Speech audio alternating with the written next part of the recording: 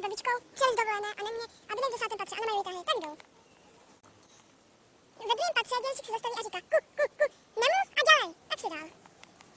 V 6. patře se dědeček zase zastaví a říká opoj se říct to sprostý slovo, tak si dál. V 10. patře se dědeček zastaví a říká kupi si veliké dole. Ach jo, nemám žádného chlapa. Oni začali padat chlapy. Blondýna a bruneta se vsadili do dřív spadne z mrakodrapu. Určitě si říkáte, že blondýna spadne první. Ale bruneta vyskočila první a blondýna mezi tím zapomněla cestu. Sebastiane, no co? No víš, já nic nevím, já tě miluju. Ale já tě vážně miluju, ty debil jeden.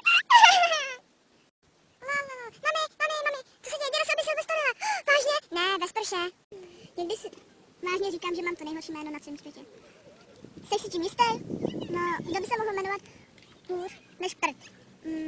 Jsi tím vážně jistý? Já se jmenuji Zmrt. No, ještě Sobotkou letí letadlem. A Sobotka říká, já vyhodím 5 000 a udělám jednoho člověka šťastného. Miloš říká, já vyhodím 10 000 a udělám 2 lidi šťastný. Piotr říká, já vyhodím vás 2 a udělám celý národ šťastný. Peťo přijde po ulici a najednou... Oh my god, peníze! Pan Bůh se nade mnou smiloval. Konečně začal kadit peníze. Oh my god, peníze!